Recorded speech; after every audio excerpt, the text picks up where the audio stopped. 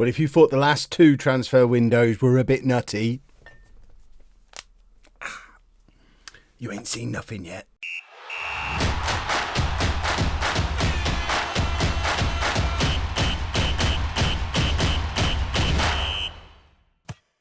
Hello and welcome to Club 6, part 47 of Non-League to Legend. I'm Kevin. Coming up on today's episode, we have our summer transfer special season review thing. Don't look in this bottom corner of the screen, because you'll see I've already done some transfers. It's only the 9th of June. We haven't got the season review yet. I've started early. I will reveal the transfers to you as they become permanent. But the one I wanted to kick things off with is a goodbye to a good servant to the club. Tony Moreno has joined Southampton at age 28 for £53 million. I thought we'd lost the opportunity to get that kind of money for him when he didn't go to Bayern Munich however many years ago. He asked to leave. He said he'd achieved all he can at the club, which, to be fair, he probably has. He's got 3 La Liga winners' medals. He's got a Copa del Rey winners' medal. He obviously didn't end up getting his Champions League winners' medal. But to be fair, would he have been in a Champions League winning team? Probably not. So Tony Moreno has moved on. But as I say, we've got other transfer business going on. I've started very, very early, kind of accidentally. I didn't mean to get this stuck into it, but Leonardo Silva, we've got an offer in for him. He's hopefully on his way out as well. Sheffield United have offered £47 million for him, so hopefully he's on his way there. Eusebio Garcia is hopefully also on his way to Southampton to stick with his big buddy Moreno. £22.5 million deal for him. I know that's a low deal, but you'll see why we've decided to move him on in a second. You'll also see why Southampton have so much money to spend in a second. And Abraham, we've accepted an offer of £45 million from Reading, or 35.5. In fact, go to West Ham. Reading have offered £10 million more. Southampton, we turned down a deal for him. So you can see Southampton are in for a lot of our players. Why might that be, Kev? Well, that's because we've bought a player off them for £96 million. Keith Hollis is a 22-year-old England international left winger. £35 million up front, raising to £96 million. This is why we could let Garcia go, because we've brought in a proper winger on that side who is just much better than Garcia, better than Ruiz, better than Korkmaz. I know I was talking a lot about Korkmaz in the last episode, being our future on the left wing.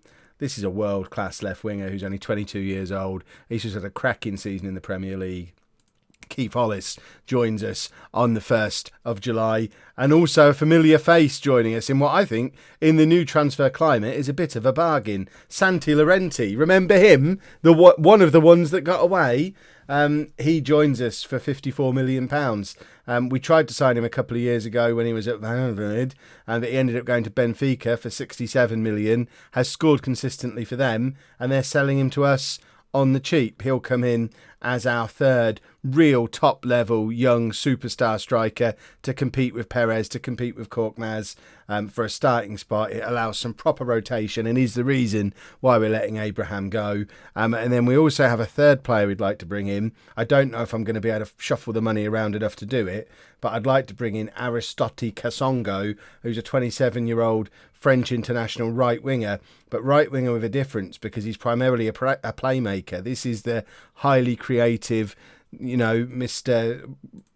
Goal out of nothing, piece of brilliance out of nothing that I was talking about in the last couple of episodes. He has agreed a contract with us. We just need to get the money together to buy him. As you can see, much better than Gould. And Montero is actually going to be leaving us. His contract's up, and we couldn't agree a new one with him. He wanted far too much money. So Montero is actually going to be leaving the club on a free transfer. So we kind of need this guy to come in. And we don't have much in the way of funds, though. So fingers crossed we can push a few of these sales through to finance our new superstar winger. It's still only the 9th of June. I wasn't prepared for this. I hit continue a few times, and it was like an out-of-body experience. This stuff started happening. I'll be back with you in a moment for a season review. We're doing this so backwards. The season review or some confirmed sales, whichever happens first. Busiest summer ever already. You didn't expect that as a hot start to the episode, did you? Goodness me. We can do things normally from now on. Then I still don't know how that happened. It's 'cause I had normal size bag of crisps. I had the next size up, the grab bags, big bag of crisps, potato rush. Just clearly these transfers are powered by potatoes. So season review. This is our all-time best 11. Markovic is the goalkeeper for our all-time best 11. Woodenberg is the centre-back. All overall best 11s are officially just broken in FM19. We've seen this in the home save because this is starting to largely become our players, but the wrong ones. How is Woodenberg and Sanya our best? Neither. Woodenberg was a starter for a year. Sanya was never a regular starter, but there's no sign of Silva or Annan. Rybak and Gravosti as the left backs I can get on board with. Markovic as goalkeeper I can probably get on board with. Zielinski needs to take over soon. At's obviously in midfield. But O'Neill or somebody should be alongside him now. I don't know who this guy is.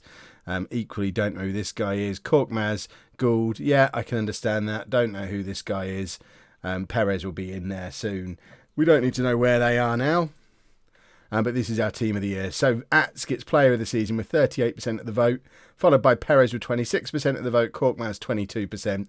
Ramos got goal of the season versus Celtic. This also won Champions League goal of the season, which I didn't show because that happened during the potato frenzy. But it was clearly quite a good goal. Let's have a little look at it. So Ramos picks it up quite deep, beats his man, plays it into Lorenzo, gets it back again, and then, it's a good goal. I don't know if it's the best I saw all season, but apparently it was. Serdic gets signing of the season with his £66 million move from Marseille. My word, are they going to have some money to spend this summer after Serdic and Quito? And Perez gets young player of the season. Our team of the year then is Zielinski in goal, Rybak, Quito, Rigor and Serdic at the back. Ramos and Ats in midfield, Ruiz, Lorenzo, Montero as our attacking midfield and Perez up front. Montero gets in the team of the year but then leaves on a free transfer, and Ruiz has been replaced with a striker playing out of position and a young English winger. So clearly I've decided they were it's all because I just felt in the Monaco game we didn't have enough creativity. Lorenzo's getting better all the time. I don't know that these two are. I don't know that these two are ever going to be world-class players. Simple as that, really. Stats-wise, Perez got 39 goals this season. Ruiz averaged a 7.52 with 11 assists. O'Neill, 91% pass completion. Perez, most man of the match awards. And Ramos and Gould are naughty, naughty boys. Season review, most of it went well. Champions League isn't on there, but should have gone a little bit better. The team of 2029, is that our team yet? I don't think it is. I think we came the following year, so that's starting to get a little bit more interesting. Team leaders are Ats, Korkmaz, Gould. That all works for me. Moreno, I guess, would have been around that as well. Garcia's obviously leaving, as is Abraham, as is Silva. Where's Silva? Can't even see him. So we're moving a few of the more senior players out to bring in more promising youngsters. I hope we don't make the team too young and they just lose their bottle completely. End of season team meeting, obviously. The plan is to win the title again. We've won it the last 3 years in a row. There's no reason to stop winning it at this point. Pre-season start date is fine, and Silva is ruining my plans to bring in that winger by snubbing Sheffield United. So let's offer him out again. He's on the transfer list. We don't want him. We don't really need an asking price for him. Just somebody take him so we can sign that winger that we want to sign. Because there's still more business I'd quite like to do. I'd quite like to bring in a central midfielder as well. But I guess we've got Soto and Johnny Molina as well as two young defensive midfielders. It's not a disaster if we don't bring in a central midfielder, but I would quite like to bring in maybe one more. Right, let's try and push as close to asking price as we can get, because that's what Sheffield United were willing to pay. Okay. I'm going to do these negotiations off camera because they get a bit boring with lots of clicking. But I'll get as close as I can with all four of these offers. If ever there was an example of a club outgrowing a player, here he is. Eusebio Garcia. What a star he's been. He's classed as a world-class winger. But in reality, he started 6 La Liga games for us last year. Only started 8 games in all competitions. we probably should have sold him to Manchester City for 50 odd million pounds last summer when we had the opportunity to, but he's been a fantastic servant. Southampton have got a fantastic player to come in to replace the winger that they've just sold us. That says it all about him, though. Scout rating of 46, only signed Garcia as a last resort. He's 26 years old. If a 26-year-old would be considered a last resort, he was never really good enough for us. So Garcia is gone. I don't know if that gives us enough money in the kitty. It's still not enough yet to bring in that winger from Liverpool that we're after. So we still need to sort some more of these deals out. The only offer that we ended up accepting was from Cardiff for Silva, 33.5 million up front. Abraham, hopefully that Reading deal goes through soon. I'm sure there was another one that was going on as well. Who's missing? Who have we already sold? We've sold Garcia and Moreno. I'm sure there's a fifth player who's on his way out, but I can't remember who he is. I guess we wait and see. Right, Leonardo Silva has gone to Cardiff for £36 million. The problem we've got is we're getting such a small amount of transfer kitty back, which is fair enough. I understand with the balance. I'm not even going to push that with the board, although I probably could increase percentage of transfer revenue. I'm not going to try and clear some of the debt. That puts our transfer kitty up to 25 million. We need 43 million to be able to bring Kasongo in. I think it's going to be difficult, because I think the only deal we've got on now is Abraham, who 35% of that is... Oh, that's 15 million quid. That still doesn't quite get us there. I said I wasn't going to do this, but now I'm going to do exactly this. We're not current. Fair enough. Yeah. We need to sell one more. Who is he? Who is the other one that we were looking to sell? Squad depth. Let's have a little look. Abraham, obviously, we want rid of. Montero's leaving. That's going to free up wage budget, but not a huge amount because he's not on a huge amount of money. Lorenzo and Benko's all we've got there. Ats, Ramos, O'Neill. Yeah, because Moreno's already gone. Quito, Rigor, Annan, Bamba. Silva is gone, but not showing as gone yet. Gravosti, I guess, could go because we've got Gion as a backup right back, but he's actually... I don't know. Should we move Gravosti on? And then go with youth at right back. It's probably not the worst plan. No, not Serdich. It's probably not the worst plan I've ever had. I think we'd be better off with a real top quality right winger than we would be with a 31-year-old at right back. I don't necessarily want to transfer list him, but let's just circulate his name and see if we can move Gravosti on as well. I'm a moron. You lot probably already spotted this. The Silva deal hadn't gone through. It's 36 million before Abraham. So actually, once Abraham's gone, we can afford it. In fact, there is Abraham going to Reading for an extraordinary amount of money, really. It's an insane amount of money for him to go for. I know he was a good young player, but he's 26 now. We bought him for £12 million. He had a good couple of years, then a couple of years as a backup player. And we've just sold him for, what, £47 million? We really have reached a new level of transfer. I guess the club reputation, we don't need to move Gravosti on now. He can just stick around. But the club must have just pushed on to another level to where even our backup players have suddenly got huge value. That £47 million for Abraham doesn't make any sense at all. Hopefully this is putting a few minds at rest about the whole financial situation thing. There's always a plan.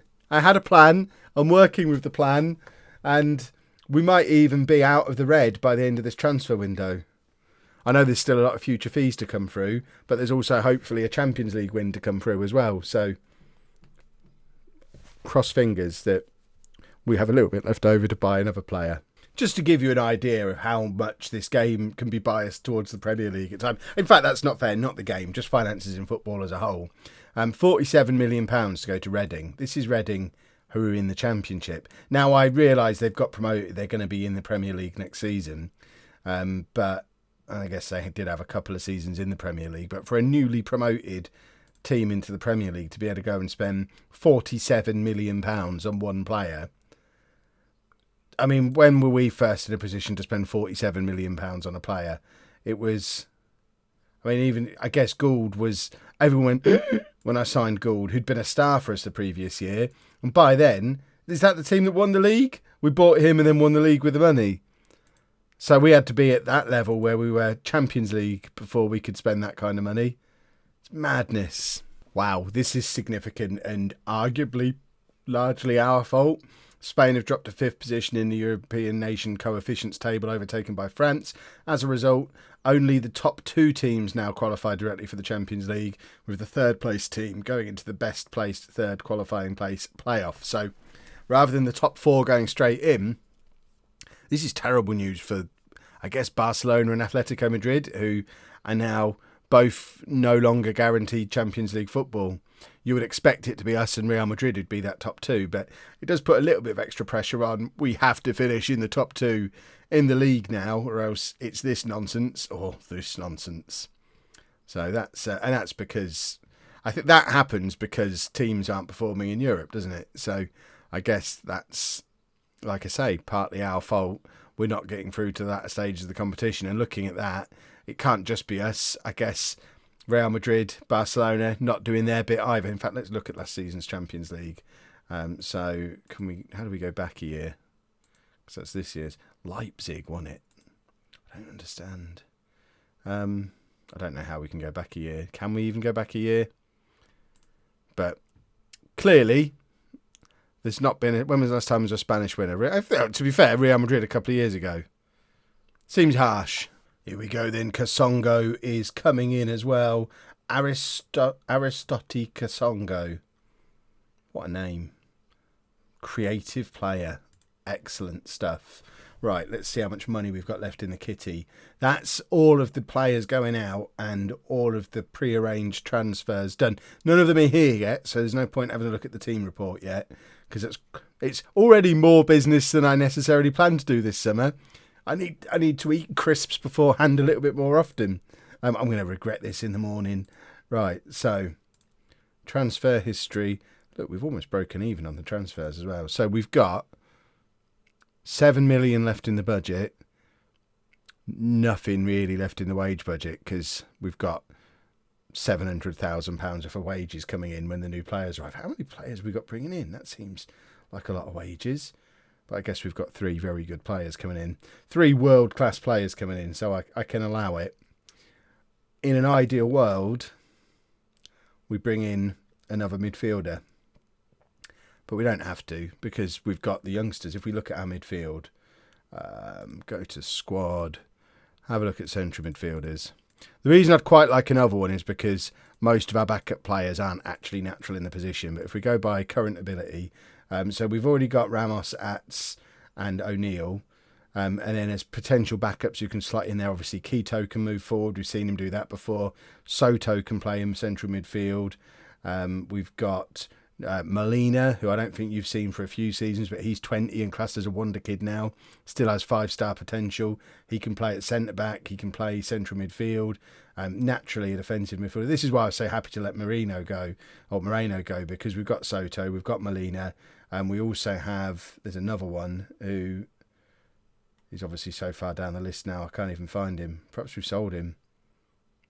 Unless he's not a proper midfielder. Perhaps he can only do defensive midfield. Pascal Ramirez, that's who I was looking for.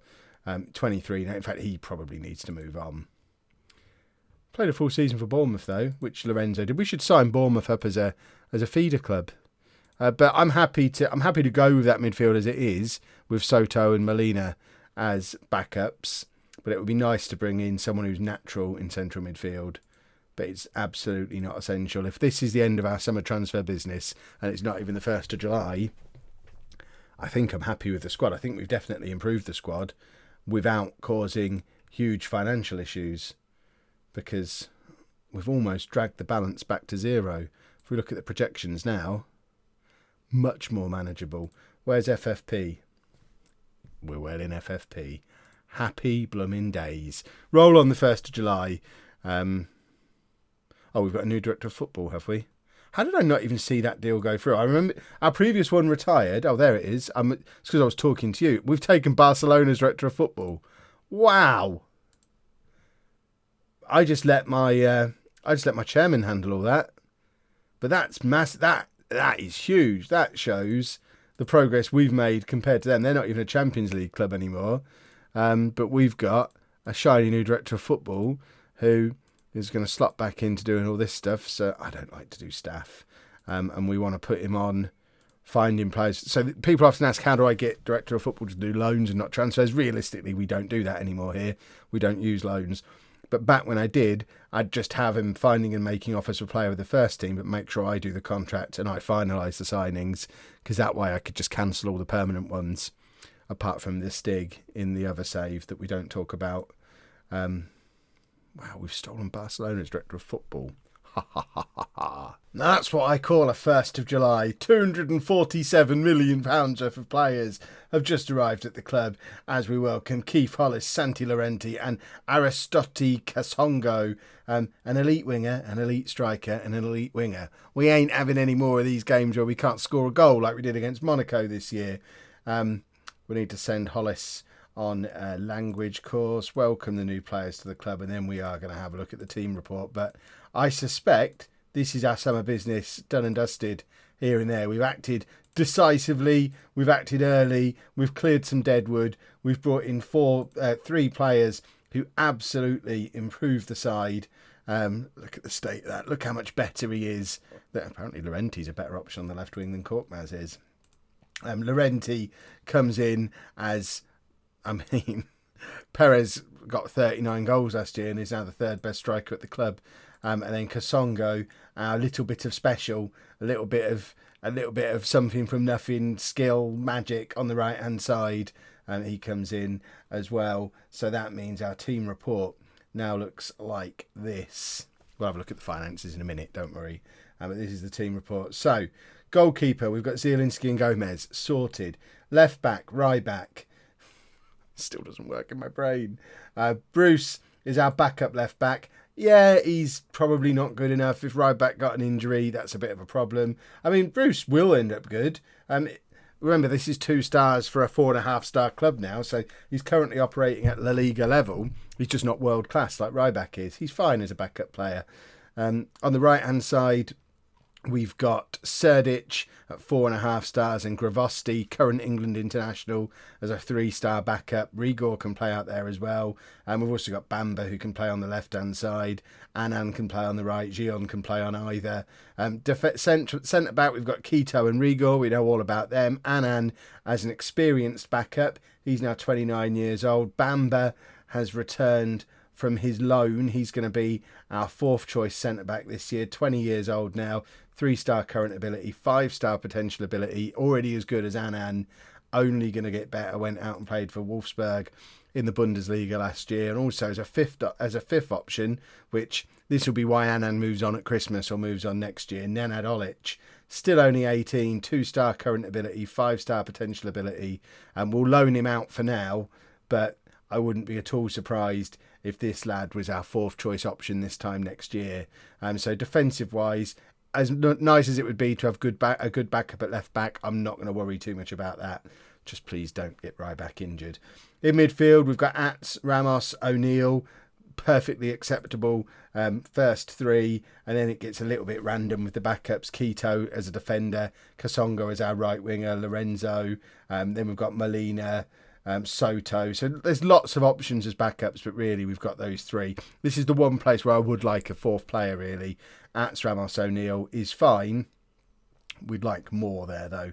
On the left wing, we've got Hollis. There's a 4.5-star starter. Ruiz is our backup, but also Korkmaz, Laurenti can both play out there as well. On the right-hand side, Kasongo is 4.5 stars. £70 million of a Jason Gould as a backup. Lorenzo and Laurenti can both play out there, as can Benko. And then attacking midfield, Lorenzo, Benko, Ramos and Hollis could both go there if they had to. It would be nice if we're still here this time next year. The one place we need a 4.5-star player now is attacking midfield. So that would be our job for next summer if it comes up. And then up front, Korkmaz, Llorente, Perez, 3 of the best young strikers in the world, if not the best 3 young strikers in the world. Finances wise, yeah, I've pickled us again. Oh, we do now fail financial fair play. That's the first time that's ever happened. Right, we need to put some of this into here to fix that. that might be a problem. That's going to be interesting to monitor, because what happens if we fail that? I think we just have to pay a fine, don't we? So I won't worry too much. We've messed that back up again with these players who've come in. We've just got to win the Champions League this year. So hold on, what happens? FFP allows the club to make no more than a loss of that over a 36-month period. Yikes, we've lost £78 million over that period. The board will try and bridge this discrepancy. Blah, blah, blah, blah, blah. Failure to comply will result in the following sanctions: a ban from the competition for 1 season. Oh. So if we don't win the Champions League this year, we might be banned from it for next year. If we get banned from the Champions League, we have to leave Sevilla, because obviously the goal of the save is to win the Champions League. So it's this season or never, it seems, because we ain't playing in the Champions League next year. Because unless we sell Ats, of course, because if it's only a £78 million loss, we could sell one player and make that back. If we have a look at our transfer history, it's still not ticked over to this season for this. But looking at it on that's worrying. But yeah, we'll sell a player if we have to, just to get us in the Champions League, and the board will probably sell someone out from under me. But on that basis, I think I will stop making transfers now. Obviously, the episode doesn't end here, because we've got nearly 2 months until the season starts. For all we know, I mean, fixtures haven't even been done yet. We might have someone come in and make offers for some of our players yet. So we'll keep our ears to the ground. Oh, this might help. Big name signing boosts shirt sales. Aristotti Kasongo. Last season, I thought that was saying it was going to bring in another 30 million quid. No, but it's going to make a significant boost. We don't need to look at any of these. We can't afford to bring anybody in. We've got a few players out of contract next summer that we probably need to deal with. You know what? We're going to sell Gravosti. If he's out of contract, he's 31. We've got Gion. And we need money. Let's offer Gravosti out. I think it's time to put him on the transfer list. O'Neill's going to need a new contract. Can we even afford to give him one at the moment? We can't let O'Neill leave on a free. But at the same time, we can't throw too much money. I'm gonna shuffle around doing some contract renewals. There you go. And then we'll see if we get any offers in for Gravosti. Gravosti is on his way back to England. As I keep saying, current England international. We signed him from Liverpool for £21.5 million. We've had 3 good seasons out of him. We're selling him back to our old club Fulham at a profit. And he's 31 now. I tell you what, the transfer policy might seem a little bit mad, but individual players, we're making some good profit on these players when we move them on. I just want to see what difference that makes to FFP. I know it doesn't necessarily drag us straight back into the green on that already. We're probably still going to be a little bit short, but hopefully a little bit easier to fix that problem. So we need to... We've given a couple of pay rises out, which was probably a bad idea. So how do we click on that? It was there, wasn't it? We looked at that. So we've now made... Currently, the board project the club to make a loss of 10 million. We're allowed a loss of 4 million. Now it's suddenly much, much closer. We just sell a kid. We'll be one of our youngsters just to clarify, one of the youngsters at the club. We're not just I don't want to be demonetised. And ta-da! Problem solved. We're going to be getting £90 million of La Liga TV rights, and we've had 45 million of it up front. It's brought us back below £100 million and back into the green on the FFP thing. So clearly it doesn't take account of this money that was just going to come anyway, which is mad. But looking at that summary again, we're now projected to make a 3-year profit of £32 million. Bankrupting clubs, my eye. I've made a profit. I've spent all that money on players and made an actual profit. I mean, we've almost broke even for transfers this summer. Last year we overspent. I don't see how we've made a profit. I'm not going to argue with it. Let's look at the finances. So go back 3 years. We had money. How have we've made £100 million loss? Surely. Why does the wage budget keep? It's because I keep giving contract extensions. Is it not going to let me fiddle with that anymore? Why can't I fiddle with that anymore? The board will not allow you because the season... We'll do it once the season starts then. So that's when the Supercup thing is. Look at that. Expectations now. Just win, win. and they want a semi-final of the Champions League. Pressure's on. I've spent the money. They've backed me. They've been the most supportive board I've had in a long, long time. But now, if we don't win the league for the 4th year in a row, win the Copa del Rey, and at least get to the Champions League semi-final, they might just sack me. So, no pressure. I think it's fair, to be honest. We're closing in on the start of the new season now. Obviously, no more transfer business going on. We have had a little bit of an issue with Korkmaz, which has now become an issue with Llorente. Korkmaz got drunk and didn't turn up for a match. Ridiculous stuff. You build a perfect squad, and then this happens. I tried to strip him of the captaincy, of the vice captaincy as a result, but then it recommended he was the best vice captain for the job, so I left him. I put it back on him, hoping I'd then be able to fine him, but couldn't. And Llorente got upset that I didn't fine him. So those two have fallen out massively, and I don't think they're going to want to play together. But if you look at that, this is the most beautiful thing I've ever seen. The top goal scorer. The bookies for the top scorers: Perez is favourite, Llorente second, Korkmaz third. We've got the 3 best strikers in La Liga, which is awesome. I haven't actually looked on the season preview thing how many of our players are on here. So we've got Zielinski, Ryback, Quito, Serdic, Ramos, Hollis, Llorente. Kasongo is ours as well, isn't he? So Perez not even on there anymore. Look at that. That's our new front 3 that we've just bought. They're the 3 best attacking players in the league. Perez was the best striker last year. Ramos is our new captain, by the way. In light of Kasongo coming in, I've moved the captaincy over to Ramos, who signed an extended contract as well. He's now, according to the star ratings, even better than Ats. So he's our new captain. Obviously, Ats couldn't be captain because he's a lunatic. But things are looking good. And Llorente's the best player at the club, apparently. We knew we'd get him eventually. Right, let's... Oh, I've just noticed that as well. 5-star worldwide reputation. We are an elite football club, boys and girls. We dragged Sevilla up there. We don't need another club now. We're one of the biggest clubs in the world. We've got to win the Champions League this year. All of which brings us through to the Supercopa, which I'm not going to show you because... who cares, really? But this is the team we're putting out there for it, which does look like an incredibly strong team. As you can see, we're spoilt for choice with our attacking players now. No room for new boy Hollis, no room for Korkmaz, no room for Gould. That is a strong attacking lineup. So Zielinski in goal, a back four of Ryback, Quito, Rigor and Serdic, Ramos and Ats in midfield, Llorente, Lorenzo and Kasongo as our attacking midfield 3, Perez up front. Let's see how we get on. Trophy number 1 of the year achieved. Of course, Ats got himself sent off, but he did score a goal first. Played really rather well. New boy Kasongo looked excellent. Perez just emphasising the fact that he's still our number 1 striker. He doesn't want to give that position up too easily, but we, considering we were down to 10 men for half an hour of that game, we just made Atletico Madrid look very ordinary. We are a very good side. Let's give him just a talking to for being a buffoon. Oh, and that has got me onto the English Hall of Fame.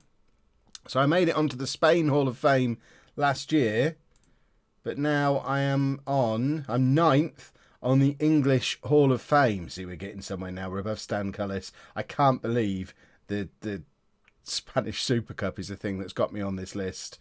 From someone who hadn't won any trophies, I'm now closing in on Unky Herb. He's got to be our next target.